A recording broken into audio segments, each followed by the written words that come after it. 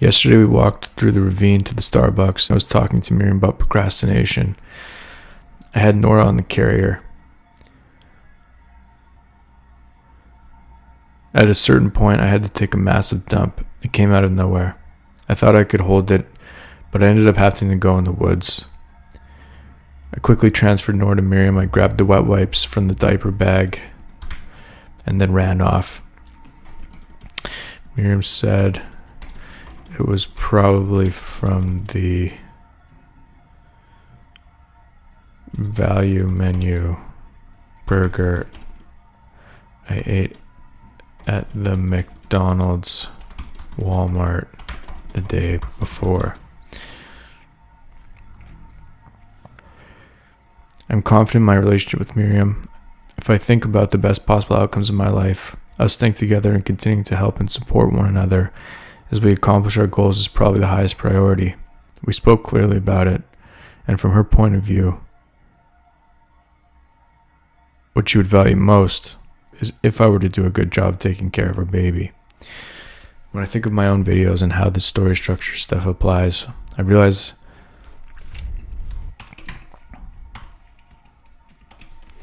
that it doesn't really. I think that I can still sense the bullshit in my tone, my insecurity.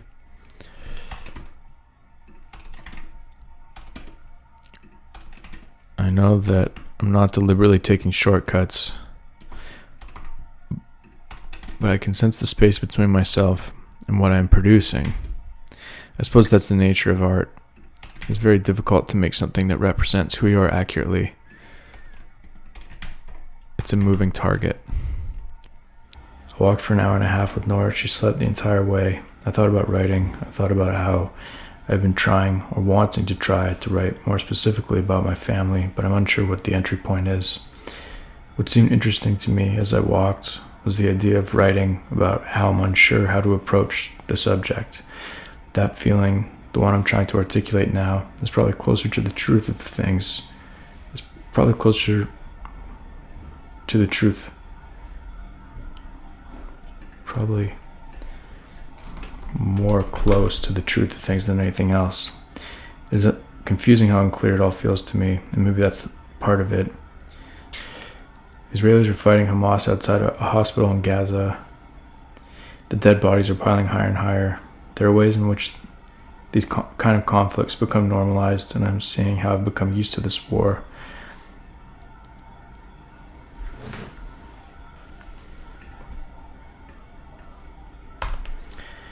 It seems disingenuous to pretend that I wasn't feeling this way and to lie to myself and to project what I think is morally right. The truth is we do get used to these kinds of things, and it's pathetic, but somehow it's our nature. I'm watching Nora. She's just turned from her back to her stomach. She can hold herself up very well. She's leaning on her elbows and kicking her legs, trying to move across her play mat. I want to see how long she can go, holding her head up. Each day is a little longer. I look at her and I look at pictures of babies, even some younger than her, who will not survive in Gaza. It's impossible to comprehend that they probably have suffered more in their weeks or months of life than I have in mine altogether. I began feeling worn down last night. It's been hard finding the time to really focus and get into any projects in the way that I'm used to. It's hard to gauge the level of difficulty of raising a kid. It seems there isn't time for me to really get into my work in a way that's sufficient, but on the other hand, even when I have all the time in the world, it's never enough. And poor Miriam, who has to listen to me,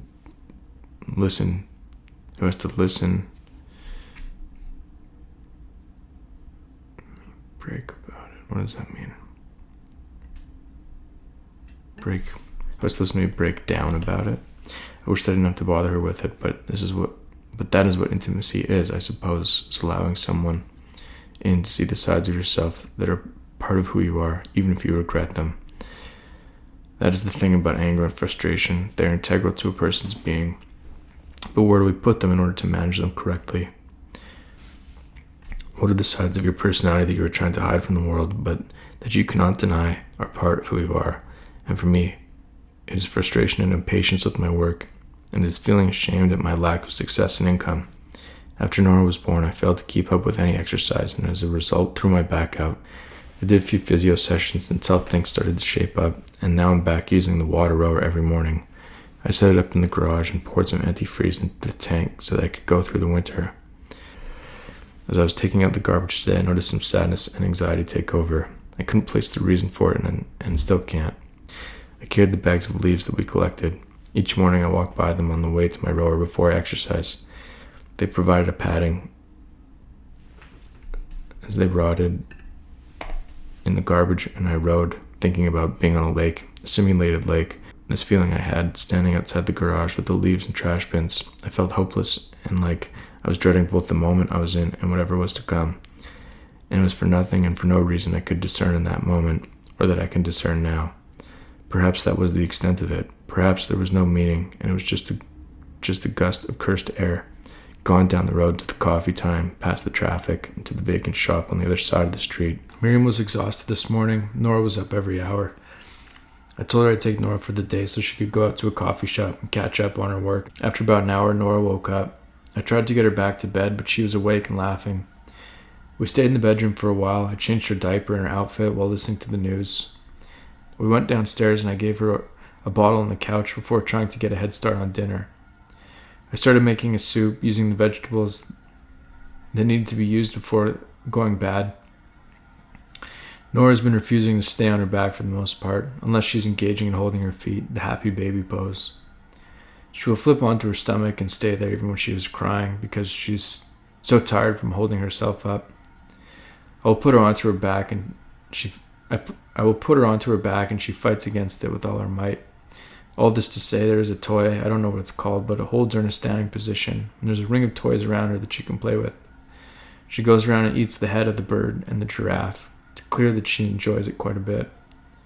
While she was there, I got a message from Miriam that she was ready to leave, and at that moment, Nora destroyed her diaper. I was trying to quickly finish what I was doing with the soup. I collected the carrot peels and put them into the compost, but it had become too full to close, so I took out the bag to replace it with the new one.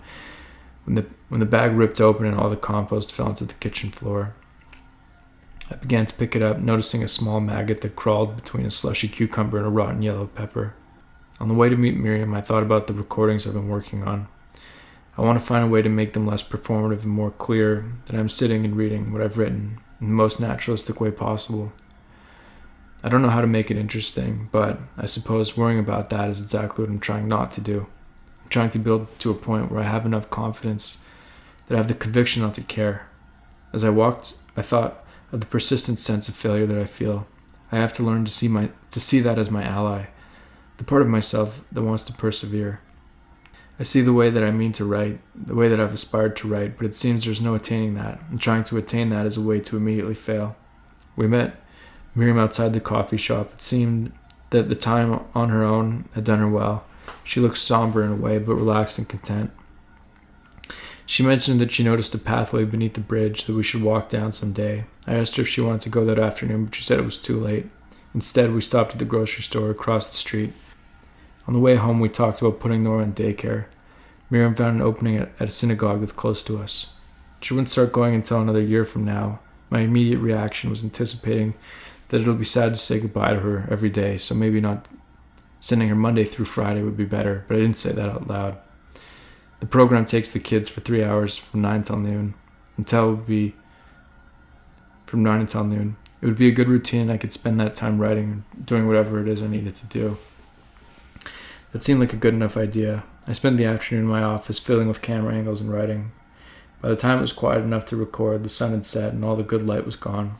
I'll go back to the soup now to make sure it is ready when Miriam and Nora wake up from their nap.